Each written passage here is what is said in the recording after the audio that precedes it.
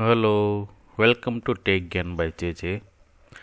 હવે જે લોકો ન્યૂ સ્ટુડન્ટ છે એ લોકો મારી ચેનલને ટેક જ્ઞાન બાય જે સબસ્ક્રાઈબ કરી લ્યો અને એના પ્લેલિસ્ટમાં તમે વયા જાઓ. બરાબર, પ્લેલિસ્ટની અંદર અહીંયા લર્ન HTML છે. બરાબર, આના ઉપર તમે ક્લિક કરશો એટલે સ્ટેપ બાય સ્ટેપ તમને આપણા વિડીયો જે પણ કર્યું છે એના વિડીયો બધા અહીંયા મેં અપલોડ કર્યા છે. એટલે શરૂઆતથી લઈને અત્યાર લગીના બધા વિડીયો છે. બરાબર, એટલે કોઈ બી ટોપિકમાં તમે અટકો તો તમે પ્લેલિસ્ટમાં જઈ અને લર્ન HTMLની અંદર જે ટોપિકમાં અટકા હોય એ વિડીયો જોઈ લેવાનો. ઓકે, હવે આજે આપણે ન્યૂ કરી લઈ શું તો કે આજે આપણે શીખીએ આપણો ઇમેજ ટેગ. તો ઇમેજ ટેગ છે શેના માટે યુઝ થાય, એના એટ્રીબ્યુટ્સ ક્યાં ક્યાં છે, કેવી રીતના તમારે બ્રાઉઝરમાં એને લેવાનો છે એ જોઈ લઈ. તો સ્ટાર્ટ કરીએ આપણી ઇમેજ ટેગ.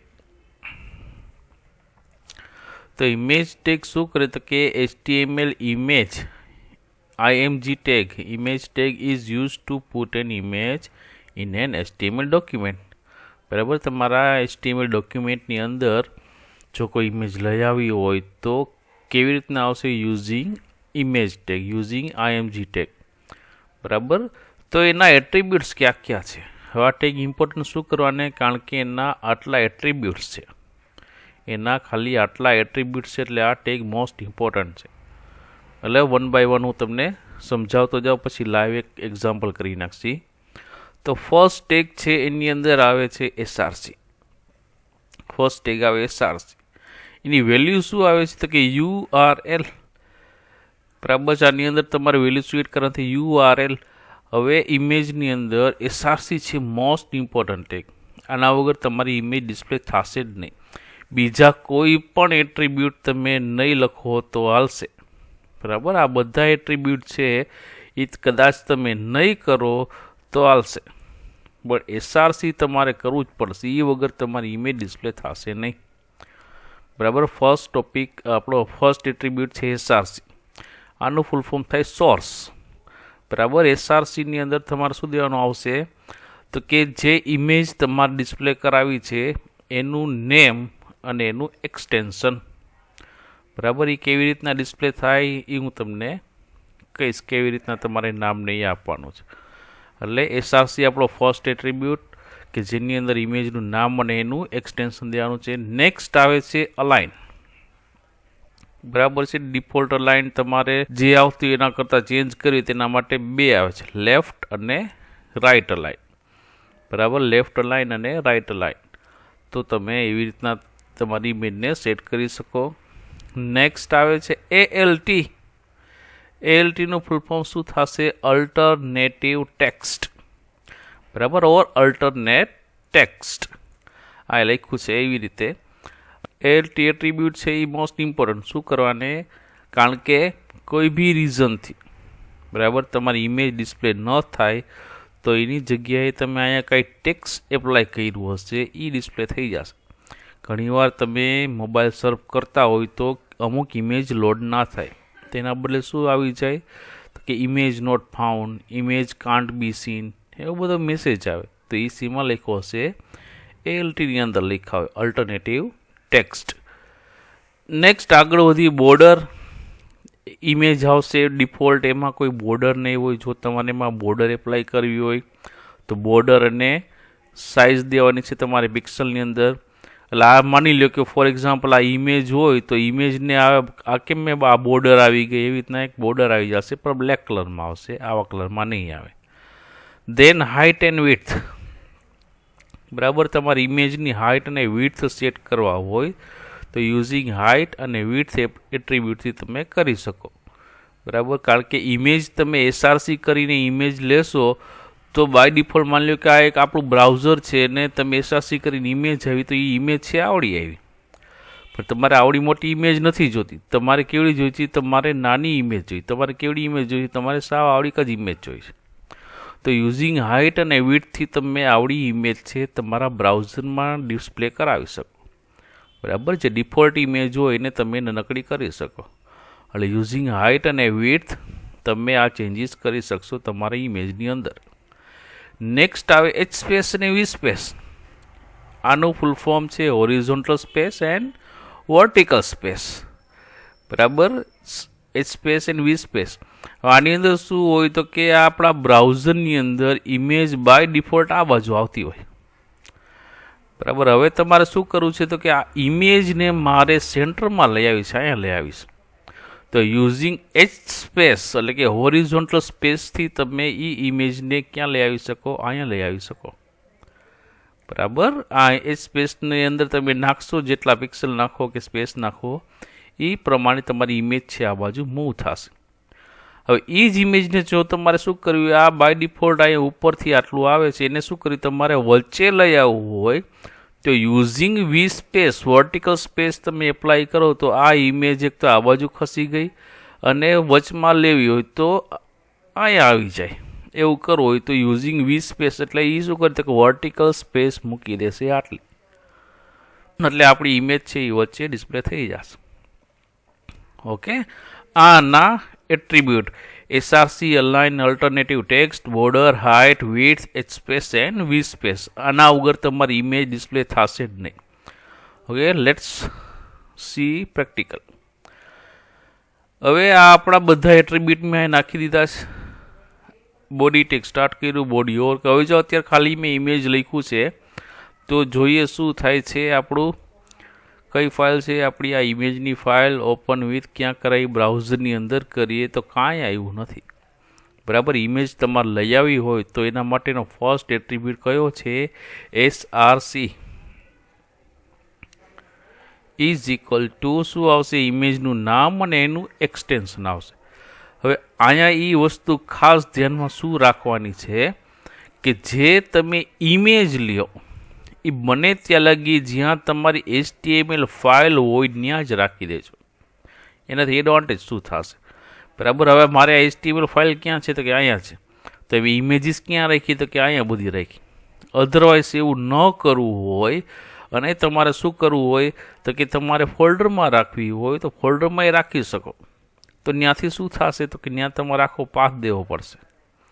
બરાબર, એટલે મારું શું છે તો કે અત્યારે ઇમેજ ટેગ યુઝ કરું તો ઇમેજનો આ ફોલ્ડર જ છે, એની અંદર વયો ગયો એટલે મેં ઇમેજની એક HTML ફાઇલ અહીંયા ક્રિએટ કરી, હમણાં જે આપણે જોઈ છે, અને બધી ઇમેજ મેં અહીંયા જ પેસ્ટ કરી નાખી કોપી કરીને, જેથી કરીને મારે ખાલી શું દેવાનું થશે? ફાઇલનું નામ અને એનું એક્સટેન્શન. અહીંયા જો બધાના નામ તમને દેખાશે 1 2 3 4 5 6 7 એ બધાને મેં રિનેમ કરી નાખ્યા છે. જે જૂના નામ હતા એને નામ બદલી નાખ્યા છે. બરાબર, હવે એને એક્સટેન્શન જોવું હોય તો કેમ જોવાશે તો કે કોઈ બી ઇમેજ તમે સિલેક્ટ કરો, એની રાઇટ ક્લિક કરો અને એની પ્રોપર્ટીમાં વયા જાઓ. બરાબર, પ્રોપર્ટીમાં ગયા એટલે અહીંયા જે આવે છે એનું નેમ છે અને અહીંયા જે આવે છે શું છે? એનું એક્સટેન્શન JPG. બરાબર, એટલે ખાસ એ જોઈ લેવાનું કે એ જે તમે જે ઇમેજ લ્યો છો એનું એક્સટેન્શન શું છે. અધરવાઇઝ ઇમેજ છે ડિસ્પ્લે થશે નહીં. ઓકે, તો ઇમેજ એસઆરસીની અંદર શું આવશે? આમાંથી કોઈ બી ઇમેજ તમારે જોતી હોય તો એનું નામ અને એનું એક્સટેન્શન. ફોર એક્ઝામ્પલ અહીંયા હું કરું 2.jpg. હવે ચેન્જીસ કર્યા એટલે સેવ કરું અને અહીંયા કરી રિફ્રેશ એટલે જે ઇમેજ આપણે સિલેક્ટ કરી હતી એ આપણા બ્રાઉઝરની અંદર આવી ગઈ. બરાબર, એ આપણા બ્રાઉઝરની અંદર આવી ગઈ. નેક્સ્ટ હવે શું કરવાનું છે તો કે હવે આપણે એના બીજા એટ્રીબ્યુટ જોઈ લઈએ. તો એની અંદર અલાઇન આવે છે. અલાઇન તમે તમારી રીતના કરજો, એમાં કંઈ છે ને અલાઇનમેન્ટ છે લેફ્ટ ને રાઇટ. બરાબર, એક જે ઇમ્પોર્ટન્ટ છે એ આપણે કરી નાખી ALT, અલ્ટરનેટિવ ટેક્સ્ટ. ALT ને લઈ હું અહીંયા આપણે અને શું કરી નાખું? પેસ્ટ કરી નાખું. હવે માની લ્યો કે મેં અહીંયા એક્સટેન્શનની અંદર ભૂલ કરી ઓર નામમાં ભૂલ કરી નાખી, JPG વાળું JP થઈ ગયું. બરાબર, હવે મેં એટ્રીબ્યુટ શું યુઝ કર્યો છે? ALT. એની અંદર શું લખ્યું? Image not found. આની સિવાય તમે કોઈ બી કાંઈ બી લખી શકો. બરાબર, આ તો મેં ઇમેજ નોટ ફાઉન્ડ એવું લખ્યું છે, પણ આના સિવાય જો તમારે કંઈ લખવું હોય તો તમે લખી શકો. ઓકે, અહીંયા આપણે શું કર્યું તો કે અહીંયા આપણે એક ચેન્જ કર્યો છું તો કે એક્સટેન્શન આપણે ખોટું આપ્યું અને અહીંયા હું કરી નાખું સેવ, તો શું થશે તો કે આપણી ઇમેજ ડિસ્પ્લે થશે નહીં. એના બદલે શું લખ્યું હતું, જે અલ્ટરનેટિવ ટેક્સ્ટ લખ્યું હતું એ આવી ગયું. પણ સાચું હશે તો નહીં આવ્યો કંઈ. અહીંયા હું જેપીજી પાછું કરી નાખું, સેવ કરી નાખું અને રિફ્રેશ કરીશ તો કાંઈ નહીં આવે. એ ક્યારે આવશે, જ્યારે આપણે આપણા એસઆરસીની અંદર સોર્સમાં કાંઈ મિસ્ટેક કરશે ઇમેજની અંદર, ત્યારે જે અલ્ટરનેટિવ ટેક્સ્ટ લખેલું હશે એ ડિસ્પ્લે થશે. ઓકે, આ થયું અલ્ટરનેટિવ ટેક્સ્ટ, એક્ઝામમાં ઘણીવાર પૂછાણું. નેક્સ્ટ, બોર્ડર કરતાં પહેલાં એની હાઇટ અને વિડ્થ સેટ કરી નાખી. હવે હાઇટ વિડ્થ સેટ શું કરવી પડશે. હવે જો અત્યારે ડિફોલ્ટ ઇમેજની સાઇઝ આપણા બ્રાઉઝરમાં કેવડી આવે છે, આવડી મોટી આવે છે, બરાબર. હવે તમારે જોઈને સાઇઝ નાની કરી નાખવી હોય તો યુઝિંગ હાઇટ અને વિડ્થથી તમે એ કરી શકો. તો હું અહીંયા હાઇટ અને વિડ્થ છે કોપી કરી લઉં અને ક્યાં લઈ જાઓ તો કે નીચે લઈ જાઓ અને અહીંયા કરું સેવ અને અહીંયા કરીએ રિફ્રેશ. તો આપણી જે ઇમેજ હતી એ હવે કેવી થઈ ગઈ તો કે સાઇઝમાં નાની થઈ ગઈ અને આપણે સાઈડમાં આવી ગઈ, બરાબર. હજી તમારે નાની કરી તો તમે એના હાઇટ અને વિડ્થ સેટ કરીને ઇમેજને તમે એની સાઇઝ ચેન્જ કરી શકો. ઓકે, આ એની હાઇટ અને વિડ્થ હતી. હવે નેક્સ્ટ એની અંદર આવે છે એચ સ્પેસ અને વી સ્પેસ, બરાબર. એચ સ્પેસ અને વી સ્પેસ. એચ સ્પેસ શું કરશે, બાય ડિફોલ્ટ ઇમેજ અત્યારે આ સાઈડ આવે છે, મારે આ ઇમેજને અહીં નથી જોતી, અહીંથી સ્ટાર્ટ થાય એવું કરવું છે, બરાબર. થોડીક ઇમેજને કઈ બાજુ ખસેડવી છે તો કે આ સાઈડ ખસેડવી છે. તો એના માટે શું કરવાનું આવશે, એચ સ્પેસ એટલે કે હોરિઝોન્ટલી સ્પેસ તમારે એમાં એપ્લાય કરવી પડશે, બરાબર. તો અહીંયા હું આપી દઉં એચ સ્પેસ, સેવ, અહીંયા રિફ્રેશ, એટલે આપણી ઇમેજ છે એ શું થઈ ગઈ તો કે આ બાજુ ખસી ગઈ. નેક્સ્ટ એમાં બીજું કયું છે તો કે વી સ્પેસ, વર્ટિકલ સ્પેસ. અહીંયા ઉપર કાંઈ સ્પેસ છે જ નહીં, બરાબર. તો હવે તમારે શું કરવું હોય તો આ ઇમેજ છે અહીંયા નહીં, થોડીક નીચે આવી જોઈએ, બરાબર. તો એના માટે તમારે શું કરવાનું થશે, યુઝિંગ વી સ્પેસથી તમે કરી શકો. તો વર્ટિકલ સ્પેસ આપી દો, કોપી એન્ડ ઇમેજ ટેગની અંદર પેસ્ટ, સેવ, રિફ્રેશ. એટલે આપણી ઇમેજ છે જે ડિફોલ્ટ અહીંયા આવતી હતી એ થોડીક નીચે આવી ગઈ સેન્ટરમાં, બરાબર. આ આપણા આટલા ઇમેજના ટેગ એક બોર્ડર રહી ગયું તો એ આપી દે. તો બોર્ડર છે, બોર્ડર કેવી રીતના એપ્લાય કરવાનું થશે તો કે બોર્ડરને લઈ લ્યો, અહીંયા હું કરું કોપી, બાજુમાં કરી નાખું પેસ્ટ, અહીંયા કરી નાખું સેવ. હવે રિફ્રેશ કરતાં પહેલાં જો અહીંયા કે બોર્ડર નથી, બરાબર. અહીંયા કે બોર્ડર નથી, રિફ્રેશ કરીશ એટલે એક બ્લેક કલરની બોર્ડર આવી ગઈ છે, બ્લેક કલરની બોર્ડર આવી. હવે આનો કલર તમે અત્યારે આ જ રહેશે, બદલવું હોય તો CSSમાં બદલશો, અત્યારે આ જ રહેશે. ઓકે, હવે આને તમે થિકનેસ છે બોર્ડરની વધારવી હોય તો 5 વાળી 10 કરવી હોય તો એ થિકનેસ છે એ વધારવી હોય તો વધી જશે, બરાબર. જે બોર્ડર રાખવી હોય તમારી એવી રહી જશે.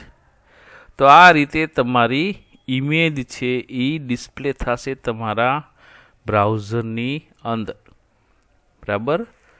ઓકે, આજ માટે આટલું રાખી. નેક્સ્ટ વિડીયોમાં વળી પાછો કંઈ ન્યૂ ટેગ શીખીએ આપણે.